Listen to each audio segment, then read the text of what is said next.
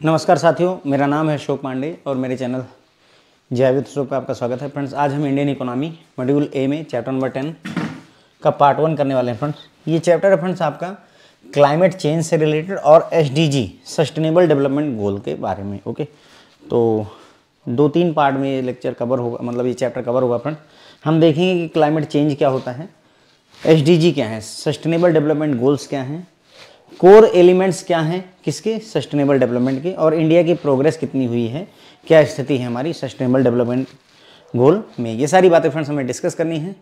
Start करेंगे। तो climate change, SDG sustainable development goals. The sustainable development goals SDG, also known as global goals, were adopted by the United Nations in 2015 as a universal call to action to end poverty, protect the planet and ensure that by 2030 all people enjoy peace and prosperity।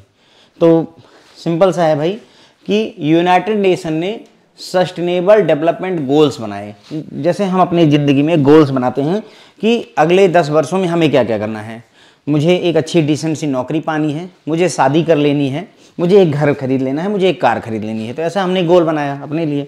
ठीक उसी तरीके से United nation ने पूरी दुनिया के लिए उद्देश्य गोल बनाए कि भाई कुल मिलाकर के 17 गोल हैं दुनिया भर के लिए। हम 17 टास्क लेकर आते हैं कि इतनी चीज़ें हमें अचीव करनी है। ठीक है, तो किसने बनाया, यूनाइटेड नेशन ने। उद्देश्य क्या था कि भाई 2030 तक सभी लोगों के पास में शांति और समृद्धि वगैरह आ जाए, गरीबी हट जाए और प्लेनेट को बचाया जा सके। इसी उद्देश्य से इनको अडॉप्ट किया गया था सस्टेनेबल डेवलपमेंट गोल्स को। ठीक है, सिंपल है, कोई ज़्यादा डिफिकल्टी नहीं है। उसके बाद में increased heat waves, droughts and flood caused by climate change are destroying the planet and affecting billions of life world wide. मौसम में बदलाव बहुत ज़्यादा हो रहा है। ठीक है, हीट वेव आ रही है, बहुत ज़्यादा गर्मी पड़ती है, सूखा पड़ रहा है, बाढ़ आ रही है। ये सारी चीज़ें क्यों हो रही हैं, क्योंकि मौसम में बहुत ज़्यादा बदलाव हुआ है, क्लाइमेट में चेंज हुए हैं, जिसकी वजह से सारी प्रॉब्लम्स हुई हैं। और ये सारी चीज़ें जो हीट वेव, भूकंप, बाढ़, सूखा, ये सारी चीज़ें फ्रेंड्स हमारे प्लैनेट को बर्बाद कर रही हैं।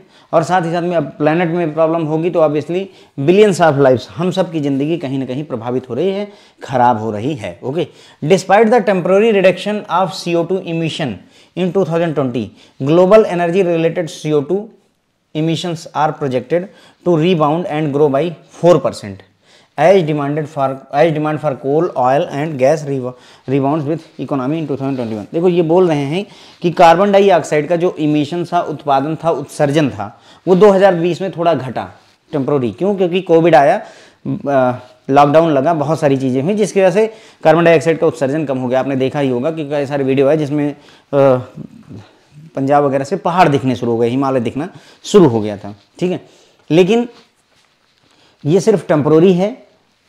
आगे चल करके CO2 से रिलेटेड जो CO2 का इमिशन है वो 4% से बढ़ने की उम्मीद है।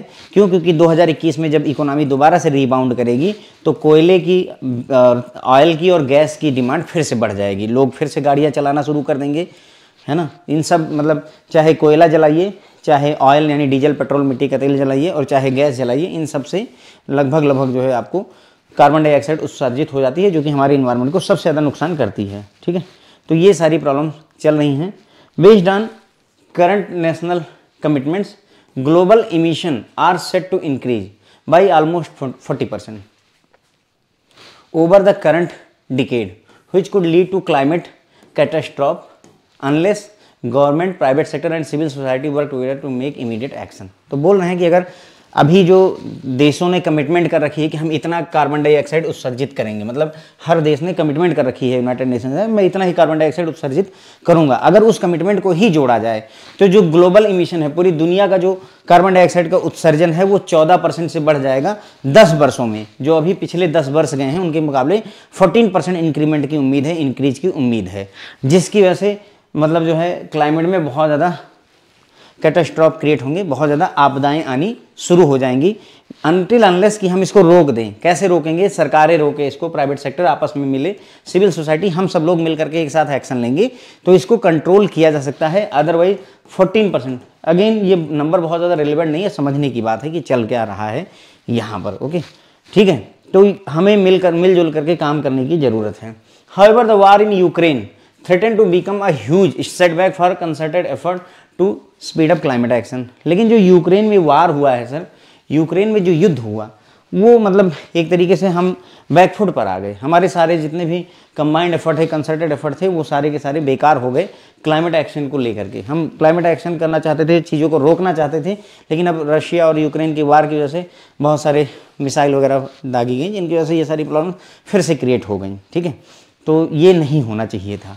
As on 31 December 2021 123 countries have reported the adoption of national disaster risk reduction strategies and increase from 55 country 2015। देखिए क्या कह रहे हैं कि 2015 में 55 कंट्री थी, जबकि 2021 में 123 कंट्रीज ने अडॉप्ट कर लिया है, अपना लिया है क्या, national disaster risk reduction strategies. यानी कि नेशनल स्तर पर जो डिजास्टर होने वाले हैं उनको रिड्यूस कैसे, उस रिस्क को घटाया कैसे जाए, उसके लिए जो स्ट्रेटजी होगी उसको अपना लिया गया है। अभी कितनी देशों द्वारा 123 कंट्रीज द्वारा उसे अडॉप्ट कर लिया गया है। ठीक है, एज ऑन अप्रैल 2022 193 पार्टीज, अप्रैल 2022 की स्थिति की बात करें तो 193 पार्टी यानी 193 देश, इसमें 192 कंट्रीज और प्लस एक जो है यूनाइटेड यूरोपियन यूनियन है। यूरोपियन यूनियन में कई सारे देश आते हैं, पर यहाँ यही माना गया कि 192 देश प्लस पूरा का पूरा यूरोपियन यूनियन 193 पार्टीज हो गई। Had communicated their first nationally determined contribution NDC to the United Nation framework convention on climate change, United Nation framework convention on climate change UNFCCC and 13 parties has submitted their second NDC। समझते हैं, अभी थोड़ा ज़्यादा हो गया होगा तो घबराएं नहीं। NDC सबमिट किए। देखिए ये बोल रहे हैं कि अभी तक 193 देश ऐसे हैं जिन्होंने अपनी फर्स्ट NDC सबमिट की है NDC, और 13 कंट्रीज आर देयर, 13 कंट्री ऐसी हैं जिन्होंने सेकेंड NDC अपनी सबमिट की है। ठीक है, NDC क्या होता है, nationally determined contribution, nationally determined contribution होता है। तो सवाल यह है कि NDC होता क्या है एक्चुअल में। तो NDC are national climate action plan by each country under the Paris agreement. Paris agreement के तहत हर एक देश ने खुद से सेट कर रखा है कि हम इतना ही ग्रीन हाउस गैस का इमिशन करेंगे। नेशनली डिटरमाइंड कंट्रीब्यूशन यानी हमारा ग्रीन हाउस गैस में कितना कंट्रीब्यूशन होगा वो खुद जो है हर एक देश ने डिसाइड कर रखा है। तो उसी के तहत पेरिस एग्रीमेंट में ऐसा समझौता हुआ है। ठीक है, पेरिस एग्रीमेंट में ऐसा क्लाइमेट को बचाने के जो समझौता हुआ है उसमें 193 देशों ने पहला जो है फर्स्ट NDC सबमिट किया कि हाँ भाई हम, जैसे मान लीजिए इंडिया है तो उसने ये बताया कि हम कुल मिलाकर केवल 4% जो है ग्रीन हाउस गैस इमिशन करेंगे। दोबारा सेकंड वाले में 13 देश ऐसे आए जिन्होंने फिर बताया कि फर्स्ट राउंड में तो इतना था, अब हमने घटा करके सेकंड राउंड में और कम कर दिया। अब इंडिया बोल रहा है कि हम केवल 3% जो है ग्रीन हाउस गैस इमिशन करने वाले हैं। तो दैट इज NDC। ठीक है, तो ये बात अब थोड़ा सा समझ में और सेंस बनाएगी कि अप्रैल 2022 की बात है। 193 पार्टी, 192 देश और यूरोपियन यूनियन ने मिलकर के बताया कि हमारा पहला nationally determined contribution green house gas का कितना रहने वाला है under UNFCCC, United Nation framework on convention on climate change. और 13 कंपनियों ने, 13 पार्टीज ने सबमिट किया है उनका सेकंड NDC। NDC क्या होता है, नेशनली डिटरमाइंड कंट्रीब्यूशन, और NDC बोलते हैं नेशनल क्लाइमेट एक्शन प्लान, जो हर एक कंट्री पेरिस एग्रीमेंट का खुद बनाती है। इसमें कमिटमेंट क्या होता है, कंट्रीब्यूशन की बात होती है तो कंट्रीब्यूशन का मतलब हुआ कि ग्रीन हाउस गैस में हमारा कितना कंट्रीब्यूशन रहने वाला है। ठीक है, आगे बढ़ते हैं। A country's NDC outline how it plans to reduce greenhouse gas emission to help meet the global goal of limiting temperature rise to 1.5 Celsius and adapt to the impact of climate change। तो किसी भी country का NDC क्या बताता है, country का जो nationally determined contribution होता है वो आउटलाइन करता है कि कैसे वो देश प्लान कर रहा है कि वो ग्रीन हाउस गैस के इमिशन को रिड्यूस करेगा। व्हाट इज द प्लान, कैसे हम ग्रीन हाउस गैस के उत्पादन का कोई देश रिड्यूस करेगा, ताकि जो हमारा ग्लोबल गोल है, पूरी दुनिया का गोल है कि जो हमारा टेम्परेचर बढ़े वो मैक्सिमम 1.5 सेल्सियस बढ़े, 1.5 सेल्सियस ही बढ़े। ठीक है, और जो भी क्लाइमेट चेंज का जो भी प्रभाव होगा उसके तहत हम अपने आप को कैसे अनुकूल बनाएंगे, यही होता है किसी भी कंट्री का NDC। ठीक है, to limit global warming to 1.5 Celsius, scientist recommended that by 2030 global emissions should be cut by 45% as compared to 2010 level. अब बोल रहे हैं कि अगर पूरी दुनिया का टेम्परेचर आप सिर्फ 1.5 सेल्सियस बढ़ाना चाहते हैं तो उसके लिए ज़रूरी होगा कि अगर 2010 में ग्रीन हाउस गैसेस 100 हैं तो 2030 में ग्रीन हाउस गैस का उत्पादन केवल जो है 55 रह जाना चाहिए। अगर ये 100 है तो 55 रह जाना चाहिए, क्योंकि हमें 45% फ्रेंड्स कट करने की नीड है। कितना कर परसेंट? 45% हमें कट करने की आवश्यकता है। ठीक है।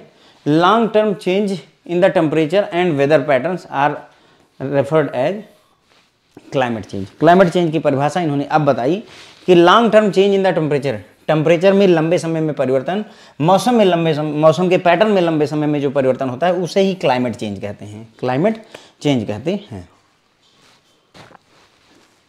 ठीक है।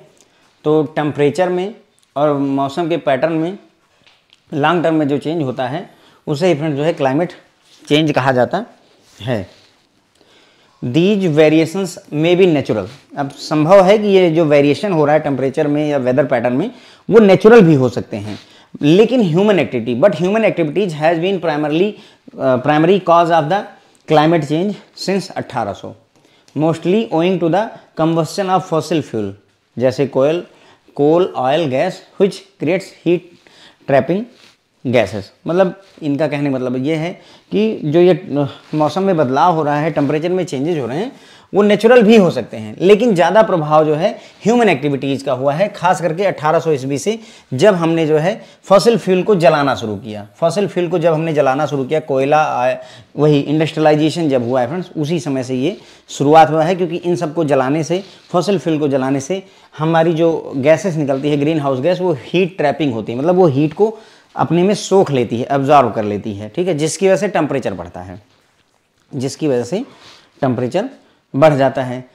Climate change threatens not only economic growth but also act as a poverty multiplier, increasing the number of poor people and making them further poorer as well as widening inequality. Climate change जो है सिर्फ किसी country की economic growth को ही नहीं प्रभावित करता, बल्कि ये पॉवर्टी मल्टीप्लायर का काम करता है, पॉवर्टी को और बढ़ाता है, मल्टीप्लाई कर देता है। क्यों? देखो, अगर क्लाइमेट बदलेगा, जो है बाढ़ आएगी, है ना, बाढ़ आएगी, आपकी भूकंप आएंगे, नेचुरल क्लैमिटी होगी, मतलब संसार में प्रॉब्लम्स क्रिएट होंगी। अगर वो सारी प्रॉब्लम्स क्रिएट होंगी तो उसका असर क्या होगा? अब सोचो कि अगर बाढ़ आ गई तो जितनी फसल जो है गरीब ने लगा रखी थी वो सारी बह गई। अगर भूकंप आ गया, जो गरीब ने बिल्डिंगें बना रखी थी वो नष्ट हो गई, जीवन उत्पादन मुश्किल हो गया, लोग खत्म हो गए उनके घर के। ठीक है। तो इन सब से क्या होगा? इन सब से जो है नंबर ऑफ पीपल जो पुअर हैं वो बढ़ेंगे, गरीबी और बढ़ेगी, और गरीब होते जाएंगे। अगर नेचुरल डिजास्टर ना हो, हम फसल लगाएं और काटें और उससे कमाएं तो हम आगे बढ़ेंगे, लेकिन अगर हम गरीब होता जाएगा तो उसकी वजह से इनइक्वालिटी, असमानता बढ़ती जाएगी फ्रेंड्स। ओके, असमानता हमारी फ्रेंड्स बढ़ती जाती है। Okay. Sustainable development goals, total मैंने बताया आपको 17 सस्टेनेबल डेवलपमेंट गोल्स हैं, उनमें से जो 13वां है SDG number 13 is about climate action.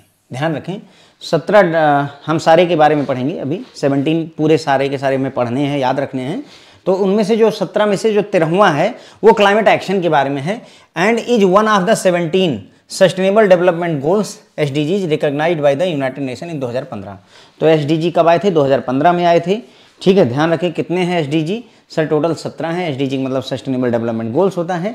उनमें से जो गोल नंबर 13 है वो क्लाइमेट एक्शन के बारे में बात करता है, क्लाइमेट एक्शन के बारे में बात करता है, क्योंकि हम क्लाइमेट चेंज की बात इतनी देर से कर रहे हैं तो इसलिए उसको जोड़ा इन्होंने कि SDG में कहाँ पर आता है। ठीक है। The official mission statement of this goal, यानी 13वें जो क्लाइमेट एक्शन का SDG है उसका ऑफिशियल मिशन क्या है, मिशन स्टेटमेंट क्या है? Take urgent action to combat climate change and its impacts. हमें इमीडिएट अर्जेंट में एक्शन लेना होगा ताकि हम जो है क्लाइमेट चेंज से लड़ सकें और उसके प्रभाव को रोक सकें। सस्टेनेबल डेवलपमेंट गोल नंबर 13 किससे रिलेटेड है? सर क्लाइमेट एक्शन से रिलेटेड है। इसने टारगेट, यानी SDG 13 ने टारगेट सेट किया हुआ है कि हमें ये जो SDG 13 का टारगेट है उसे 2030 तक अचीव करना है, यानी कि हमें ये काम कि क्लाइमेट चेंज को हम रोक सकें, उसके प्रभाव को रोक सकें। ये टास्क 2030 तक अचीव करने की बात यहाँ पर की गई है। ठीक है फ्रेंड, तो मेरे ख्याल से चीज़ें समझ में आई होंगी थोड़ी बहुत। ठीक है, तो हमने यहाँ पर फ्रेंड देखा कि सस्टेनेबल डेवलपमेंट गोल्स क्या हैं। ये ग्लोबल गोल हैं, पूरी दुनिया के लिए बनाए गए हैं। किसने अडॉप्ट किया है? यूनाइटेड नेशन ने बनाया है। कब बनाया है? 2015 में बनाया है। उद्देश्य क्या है कि 2030 तक सब कुछ ठीक कर देना बेसिकली। ठीक है, यूनिवर्सल कॉल है गरीबी को घटाना, अपने प्लेनेट को बचाना और लोगों को प्रॉस्पेरिटी वगैरह देना, शांति देना। ठीक है, मौसम बदल रहा है ना, क्लाइमेट चेंज हो रहा है जिसकी वजह से बराबर गर्मी बहुत ज़्यादा पड़ रही है, सूखा, भुखमरी, बाढ़, ये सारी चीज़ें हो रही हैं जिसकी वजह से हमारा प्लेनेट नष्ट हो रहा है और बिलियन लोग प्रभावित हो रहे हैं उससे, है ना, करोड़ों अरबों लोग प्रभावित हो रहे हैं। कार्बन डाइऑक्साइड का उत्सर्जन 2020 में थोड़ा कम हुआ जब कोविड आया, एक्टिविटी रुकी इस वजह से, लेकिन फिर भी उम्मीद की जाती है कि जैसे 2021 आएगा तुरंत ही 4% से CO2 का उत्सर्जन फिर बढ़ जाएगा, क्योंकि हम अगेन कोल यानी फॉसिल फ्यूल, कोल, ऑयल और गैस के ऊपर निर्भर हो जाएंगे। अभी नेशनल कमिटमेंट जो अलग अलग देशों ने अपना NDC किया है, कमिटमेंट किया है कि हम कितना ग्रीन हाउस उत्पादन करने वाले हैं, कार्बन डाइऑक्साइड का उत्पादन करने वाले हैं, तो वो अगर देखा जाए तो अगले डिकेड में 14% इंक्रीज हो जाएगा। 10 वर्षों में, पिछले 10 वर्षों से अगले 10 वर्षों कंपेयर करेंगे तो 14% इंक्रीज कर चुका होगा, जिसकी वजह से क्लाइमेट में बहुत सारी यानी कि मौसमी आपदाएं बहुत आने वाली हैं। अनटिल अनलेस की सरकारें, प्राइवेट सेक्टर और मतलब हम लोग मिल करके इसको रोक ना दें, कुछ एक्शन ले करके। यूक्रेन में वार नहीं होना चाहिए था, क्योंकि इसकी वजह से क्या हुआ कि हम क्लाइमेट को बचाने के बजाय और ज़्यादा उसे नष्ट करने पर उतारू हो गए। ठीक है, उसके बाद में 2015 में जहां 55 कंट्रीज ने जो है साइन किया था national disaster risk reduction strategy को, वहीं अब 123 देश ऐसे हैं दुनिया में जिन्होंने 31 दिसंबर 2021 तक 123 कंट्रीज ने national disaster risk reduction strategy को अडॉप्ट कर लिया है। यानी कि अपने देश में आपको क्या करना है, नेशनल डिजास्टर ना होने पाए उस रिस्क को रिड्यूस करने की स्ट्रेटजी अपना ली गई कि हम होने ही नहीं देंगे। ठीक है, उसके बाद में आगे बढ़े तो अप्रैल 2022 में 193 पार्टी, जिसमें 192 देश और एक यूरोपियन यूनियन है, इन्होंने अपना पहला NDC nationally determined contribution submit किया। ठीक है, NDC दिया United Nation framework convention on climate change को। ठीक है, यानी United Nation framework on convention on climate change UNFCCC को अपना पहला NDC दिया, और जबकि 13 पार्टीज ने, 193 ने पहला दिया और 13 पार्टीज ने सेकेंड NDC दी हुई है। नेशनली डिटरमाइंड कंट्रीब्यूशन जो होता है फ्रेंड, ठीक है, नेशनली डिटरमाइंड कंट्रीब्यूशन NDC जो होता है वो are national climate action plan, जो हर एक कंट्री पेरिस एग्रीमेंट के तहत बनाती है। कि उद्देश्य क्या है, एक कंट्री का NDC आउटलाइन करता है कि कैसे कोई कंट्री प्लान कर रही है ग्रीन हाउस गैस के इमिशन को रिड्यूस करने के लिए। ग्रीन हाउस गैस के इमिशन को रिड्यूस करने का हमारा क्या प्लान है, वही है नेशनली डिटरमाइंड कंट्रीब्यूशन। यानी हम नेशनली, यानी एक नेशन डिटरमाइन करता है खुद कि मैं कितना ग्रीन हाउस गैस प्रोड्यूस करने वाला हूं, वही चीज़ है NDC। ठीक है, और ग्लोबल गोल क्या है कि पूरे दुनिया का टेम्परेचर सिर्फ 1.5 डिग्री सेल्सियस बढ़ने दिया जाए। ठीक है, अब अगर आप चाहते हैं कि 1.5 डिग्री सेल्सियस टेम्परेचर बढ़े 2030 तक, तो कुछ करना होगा, ऐसे नहीं रुकेगा। ये करना होगा कि 2010 में जितना ग्रीन हाउस गैस उत्पादित होती थी उसमें 45% का रिडक्शन ले आइए 2030 तक, तभी हम उस टेम्परेचर को 1.5 डिग्री सेल्सियस पर रोक पाएंगे। अब सोचिए अगर हम नहीं कर सके तो ये पूरी दुनिया का टेम्परेचर सिर्फ 1.5 डिग्री नहीं बढ़ेगा, 3 डिग्री 4 डिग्री बढ़ जाएगा। ठीक है, उसके बाद में क्लाइमेट चेंज किसे कहते हैं, तो लॉन्ग टर्म के जो चेंज टेम्परेचर में होते हैं या वेदर के पैटर्न में होते हैं उन्हें ही क्लाइमेट चेंज कहा जाता है। ठीक है, लॉन्ग टर्म के जो चेंजेस होते हैं टेम्परेचर में हो, चाहे वेदर के पैटर्न में हो, मौसम के पैटर्न में हो, उसे फ्रेंड्स क्लाइमेट चेंज कहा जाता है। उसके बाद में ये वेरिएशन जो क्लाइमेट में चेंजेज आ रहे हैं वो नेचुरल भी हो सकते हैं, लेकिन ज़्यादा प्रॉब्लम इंसानों की एक्टिविटी से हुई, खास करके 1800 ईस्वी में जब हमने फॉसिल फ्यूल को जलाना शुरू कर दिया। ठीक है, जिसमें कोयला, ऑयल, गैस वगैरह आते हैं। ठीक है, क्योंकि ये सारे जलाने पर, कंबस्शन जब हम करते हैं फॉसिल फ्यूल का, तो ये जो गैस क्रिएट होती है वो हीट ट्रैपिंग होती है, गर्मी को अपने में रोक लेती है। ठीक है, जिसकी वजह से अगर गर्मी, जो हमारे धरती पे गर्मी हो रही है वो अगर चली जाए आसमान में, खत्म हो जाए तो बात खत्म हो जाती है, लेकिन वो क्या होती है आसमान में जाकर के फंस जाती है, जिसकी वजह से ओवरऑल टेम्परेचर बढ़ता है। ठीक है, क्लाइमेट चेंज की वजह से सिर्फ किसी देश का या दुनिया का इकोनॉमिक ग्रोथ ही नहीं रुकेगा, बल्कि गरीबी भी मल्टीप्लाई होगी, गरीबी मल्टीप्लायर हो जाएगी, पॉवर्टी मल्टीप्लाई हो जाएगी। क्यों? क्योंकि गरीब और गरीब होता जाएगा नेचुरल आपदाओं की वजह से। ठीक है, जिसकी वजह से इनइक्वालिटी बढ़ेगी। ठीक है, उसके बाद में सस्टेनेबल डेवलपमेंट गोल्स कितने हैं फ्रेंड?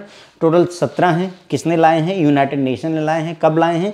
2015 में लाए हैं। उसमें से SDG number 13, sustainable development goal number जो 13 है, वो क्लाइमेट एक्शन की बात करता है। ठीक है, इस क्लाइमेट एक्शन की जो बात करता है, उसका मिशन क्या है? To take urgent action to combat climate change and its impact. ठीक है, तो हमें इमीडिएट एक्शन लेना है, अर्जेंट एक्शन लेना है, ताकि हम क्लाइमेट चेंज से लड़ सकें और उसके प्रभाव को रोक सकें। SDG 13 के तहत जो टारगेट सेट किए हैं वो कब तक अचीव करने हैं सर? 2030 तक हमें उन्हें अचीव कर लेना है। अब बात करेंगे core element of sustainable development goal. तो ठीक है, हम देखेंगे सस्टेनेबल डेवलपमेंट के कोर एलिमेंट। तो in September 2015 the United Nations General Assembly announced a set of 17 SDG। ठीक है, and 169 target to spur action over the next 15 year. तो 2015 की बात है। 2015 में यूनाइटेड नेशन की जनरल असेंबली ने, ठीक है, 17 SDG बनाए। कितने? 17 SDG बनाए, और उन 17 SDG के अंदर में 169 टारगेट सेट किए गए। 17 तो हमारे गोल हैं, हमें गरीबी हटानी ही एक गोल है हमारा। गरीबी हटाने के लिए हम क्या क्या करेंगे, कौन कौन से टारगेट अचीव करेंगे तो गरीबी हट जाएगी, वो सब मिला करके 169 जो है यहाँ पर टारगेट सेट किए गए, ताकि अगले 15 वर्षों में, 2015 में ये बात हुई थी, अगले 15 वर्षों यानी 2030 तक हम ये 169 टारगेट अचीव करने का इरादा रखते हैं। ठीक है, उसके बाद में these goals were proposed in June 2012। ये जो गोल्स थे वो जून 2012 में प्रपोज किए गए। ध्यान दें, कब आया है यूनाइटेड नेशन जनरल असेंबली द्वारा? 2015 में।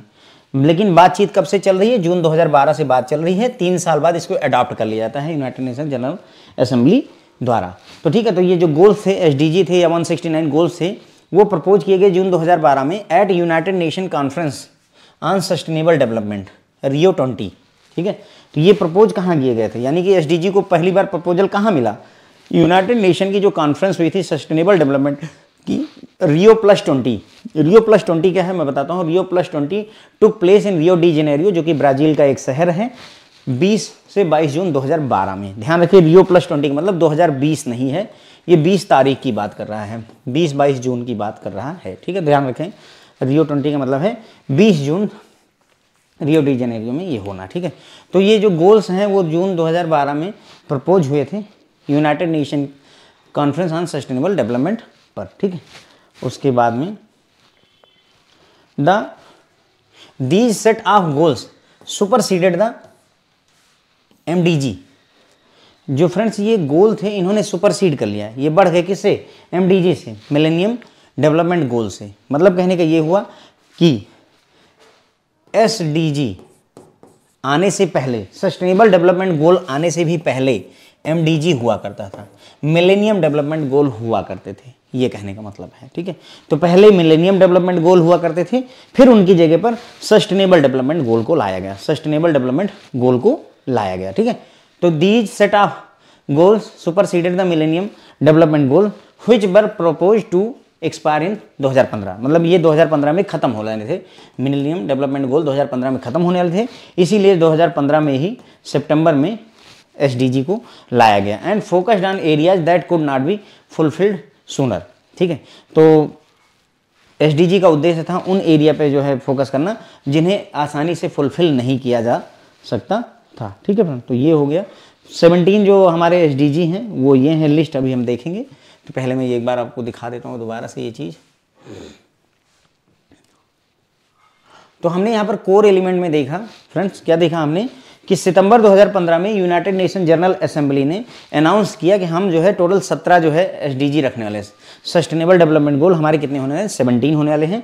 उन 17 SDG को पूरा करने के लिए हम 169 टारगेट सेट करते हैं, जिनको अगले 15 वर्षों में हमें पूरा करना होगा। ठीक है, तो गोल हैं 17, उनको उन 17 गोल को अचीव करने के लिए हमें 169 टारगेट पूरे करने होंगे। ठीक है, उसके बाद में क्या है, द गोल वर प्रपोज्ड, ये गोल कब आए, मतलब ये जो 169 गोल की बात की गई तो ये कब आए हैं या एसडीजी आए, वो जून 2012 में United Nation conference on sustainable development हुई थी रियो डी जेनेरियो ब्राज़ील में 22 जून 2012 को। तो ये जून 2012 में आए हैं, तो रियो +20 मतलब 2012 तो कन्फर्म ही हो गया कि 12 की बात चल रही है, तो ये 20 तारीख है, ठीक है।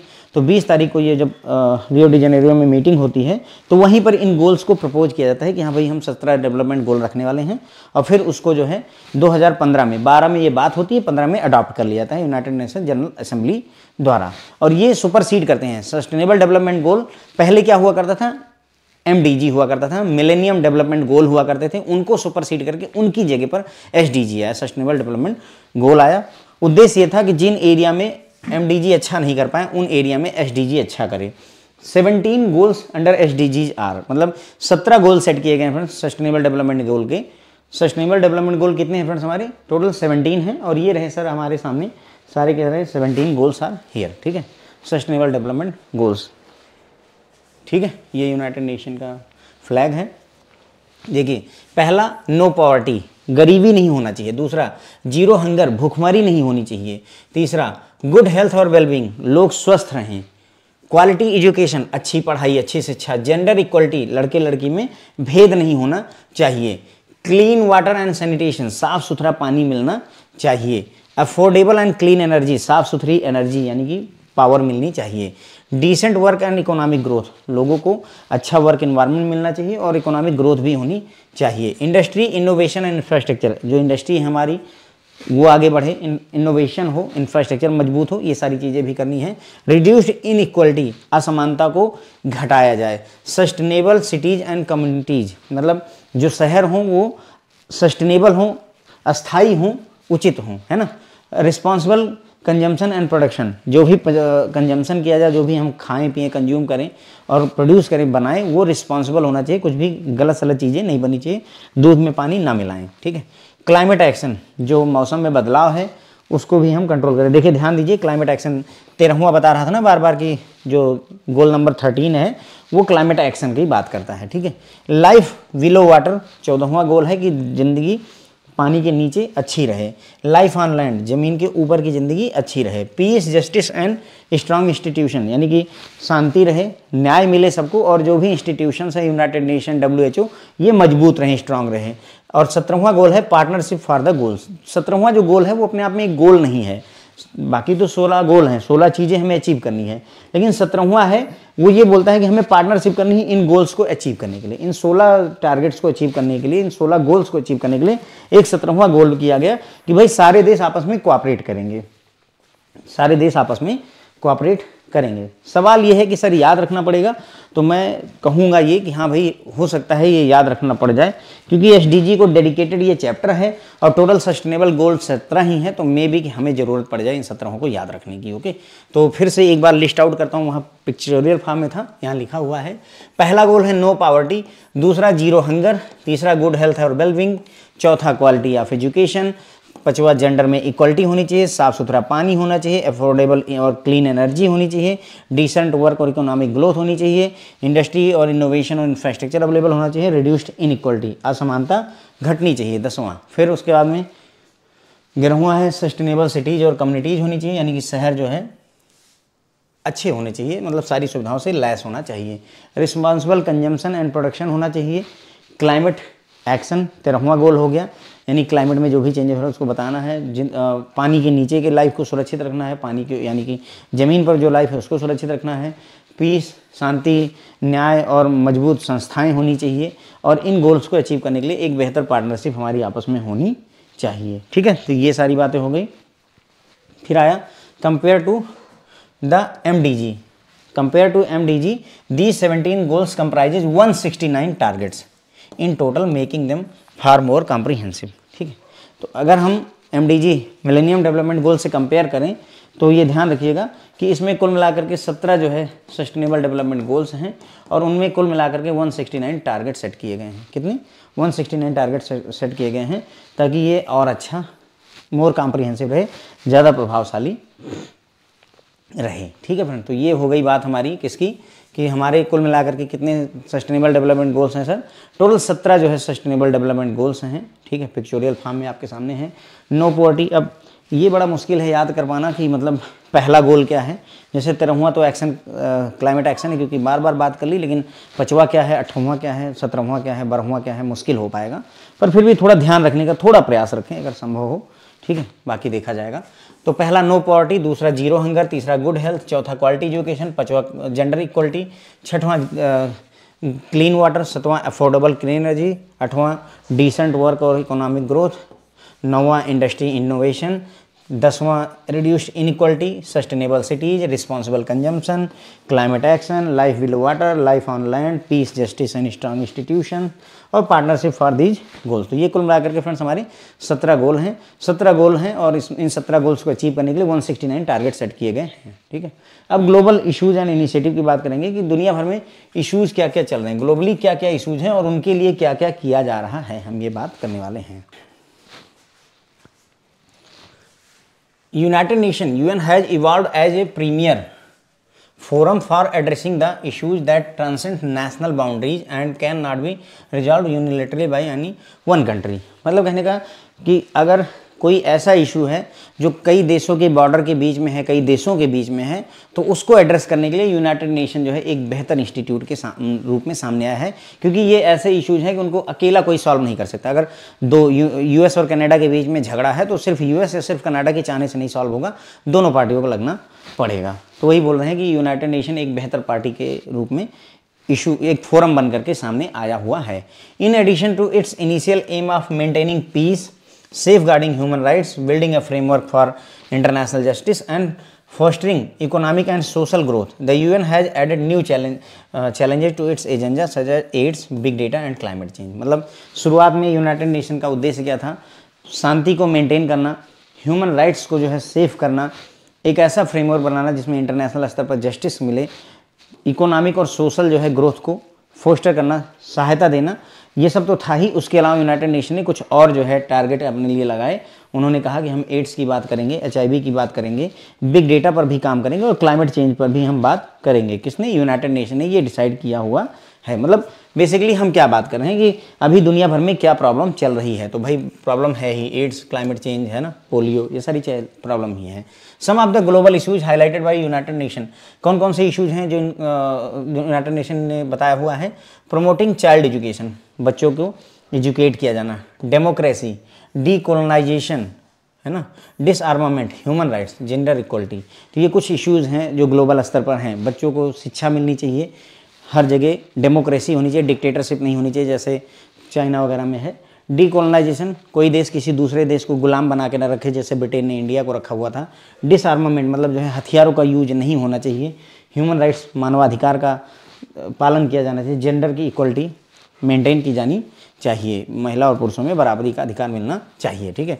One of the UN's region specific mission is to support economic and social development as well as promotion and protection of human rights in Africa. मतलब रीजनल, ये तो ग्लोबल स्तर के इशूज इन्होंने बताए कि भाई ग्लोबल स्तर पर क्या इशूज हैं। तो रीजनल स्तर पर अगर देखा जाए तो अफ्रीका में पर्टिकुलरली इनका उद्देश्य है कि हम वहाँ पर इकोनॉमिक और सोशल डेवलपमेंट करें, साथ ही साथ में ह्यूमन राइट्स को प्रमोट करें और प्रोटेक्ट करें, क्योंकि वहाँ ह्यूमन राइट्स की और ज़्यादा दुर्दशा है। फिर आता है strengthening social security for the elderly is one of the UN's priority area. मतलब जो एल्डरली हैं, जो बूढ़े लोग हैं, उनके लिए सामाजिक सुरक्षा प्रदान करना यूनाइटेड नेशन के प्रायोरिटी एरिया में से आता है। ठीक है, यूनाइटेड नेशन के प्रायोरिटी एरियाज में आता है। तो ठीक है, फिर यहाँ पर हमने ग्लोबल इश्यूज में देखा कि यूनाइटेड नेशन अगर दो देशों के बॉर्डर के बीच में, दो देशों के बीच में अगर कोई इशू है तो उसको रिजॉल्व करने में यूनाइटेड नेशन एक बेहतर फोरम के तौर पर सामने आया हुआ है। शुरुआती दौर में यूनाइटेड नेशन का उद्देश्य क्या था? शांति बनाए रखना, ह्यूमन राइट्स की रक्षा करना, इंटरनेशनल स्तर पर जस्टिस प्रोवाइड करना, है ना, उसके बाद इकोनॉमिक और सोशल ग्रोथ को बढ़ावा देना। लेकिन साथ ही साथ में यूनाइटेड नेशन ने नए चैलेंजेस जो है, नए टारगेट भी सेट किए। एड्स, बिग डेटा और क्लाइमेट चेंज को सुरक्षित रखने की भी बात, मतलब क्लाइमेट को सेफ रखने की भी बात यहाँ पर की। फिर इन्होंने बताया कि ग्लोबल लेवल पर यूनाइटेड नेशन ने कुछ इश्यूज बताए हैं, चाइल्ड की एजुकेशन, चाइल्ड मैरिज भी कहीं ना कहीं एक कंसर्न होगा इसमें। डेमोक्रेसी, डीकोलोनाइजेशन है ना, डिसआर्मामेंट, मतलब यही कि डेमोक्रेसी होनी चाहिए सभी देशों में, कोई देश किसी को गुलाम ना बनाए, डीकोलोनाइजेशन होना चाहिए, डिसआर्मामेंट मतलब हथियार नहीं यूज करने चाहिए, ह्यूमन राइट्स बचाने चाहिए, जेंडर इक्वलिटी होनी चाहिए, सैलरी में इक्वलिटी होनी चाहिए, इस तरीके के प्रॉब्लम्स हैं। और रीजन स्पेसिफिक इश्यूज में अफ्रीका में पर्टिकुलरली इनका उद्देश्य है कि इकोनॉमिक और सोशल डेवलपमेंट किया जाए, साथ ही साथ में प्रमोशन और प्रोटेक्शन किया जाए ह्यूमन राइट्स का। उसके बाद में जो बूढ़े लोग हैं उनको सोशल सिक्योरिटी प्रोवाइड करना, सोशल सिक्योरिटी मतलब उनके जो बेसिक नीड्स हैं उनको प्रोवाइड करना यूनाइटेड नेशन की प्रायोरिटी है। अब हम बात करेंगे लास्ट टॉपिक की फ्रेंड्स, जो कि है इंडियाज प्रोग्रेस इन एसडीजी। अब हम देखेंगे इंडिया ने क्या स्थिति बना रखी है। हम सस्टेनेबल डेवलपमेंट गोल तो हुआ, लेकिन हम कहाँ पर स्टैंड करते हैं।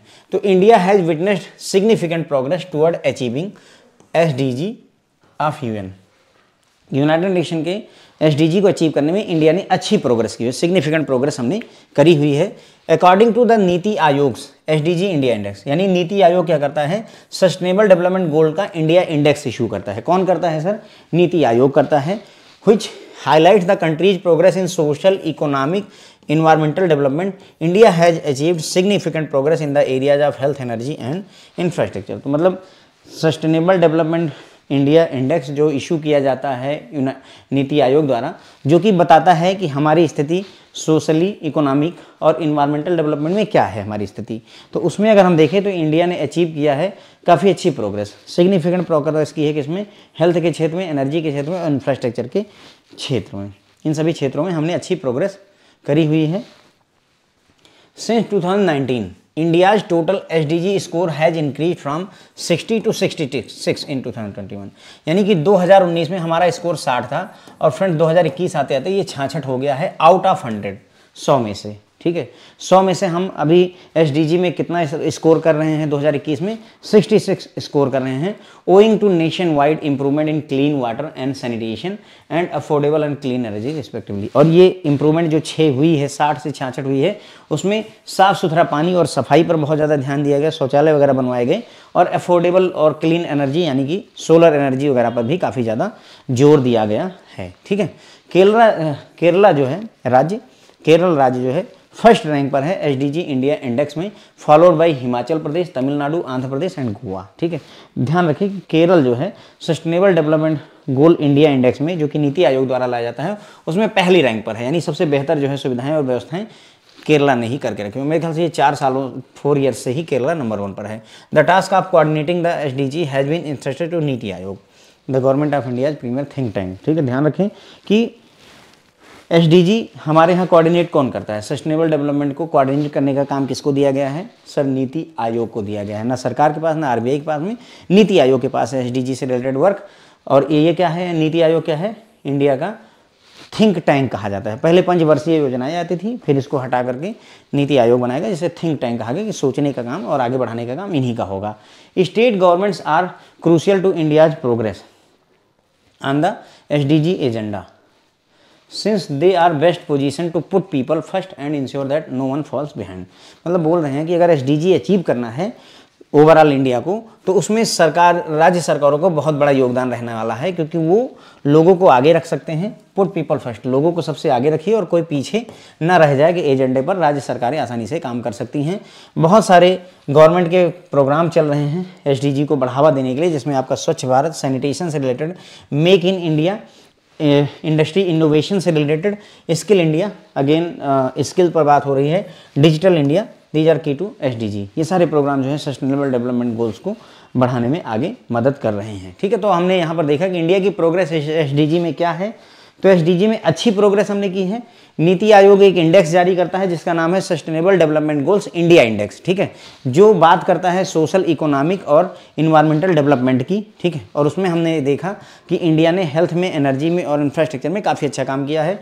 2019 में हमारा एसडीजी यानी यूनाइटेड नेशन पूरे देश के स्तर पर हमारा जो एसडीजी का गोल स्कोर था, पूरे देश के स्तर पर बात कर रहे हैं, तो एसडीजी का जो हमारा स्कोर था वो 60 था 2019 में, जबकि 2021 में फ्रेंड्स ये 66 हो गया है, 6 बढ़ गया है। कितने में? 100 में से हम 66 नंबर लेकर आए हैं। बेसिकली ऐसा कह सकते हैं कि out of 100 we have score 66 in 2021 में। अब और बढ़ गया होगा, ठीक है। और ऐसा क्यों हुआ, 6 क्यों बढ़ा, तो उसमें हमने नेशन वाइड जो है सरकार ने बहुत सारा एफर्ट किया, क्लीन वाटर और सैनिटेशन की सुविधाएं दी और अफोर्डेबल और क्लीन एनर्जी वगैरह की व्यवस्था करके दी हुई है। इस वजह से स्कोर हमारा अच्छा हुआ है। केरला जो है सबसे नंबर 1 पर है सस्टेनेबल डेवलपमेंट गोल इंडिया इंडेक्स में। उसके बाद में फिर आते हैं हिमाचल प्रदेश, तमिलनाडु, आंध्र प्रदेश और गोवा। कोऑर्डिनेटिंग और एसडीजी को हमारे देश में कोऑर्डिनेट कौन करता है, तो सर ये नीति आयोग करता है। NITI Aayog national institution for transforming India है। इंडिया का जो है प्रीमियर थिंक टैंक इसे कहा जाता है, ठीक है। स्टेट गवर्नमेंट का बहुत ज़्यादा रोल रहने वाला है हमारे एसडीजी को पूरा करने में, क्योंकि वो जो है ऐसी स्थिति में होते हैं कि लोगों को आगे रख सकते हैं और किसी को पीछे ना छोड़े, मतलब सबका भला वो कर सकते हैं। बहुत सारे गवर्नमेंट के फ्लैगशिप प्रोग्राम चल रहे हैं जिनसे हम एसडीजी को अचीव कर सकते हैं, जिसमें स्वच्छ Bharat, make in India, skill India और डिजिटल इंडिया जैसे प्रोग्राम्स हैं, ठीक है फ्रेंड। तो बस यहीं पर ये लेक्चर खत्म हो जाता है। आई होप फ्रेंड्स आपको समझ में आया होगा। Thank you so much friend.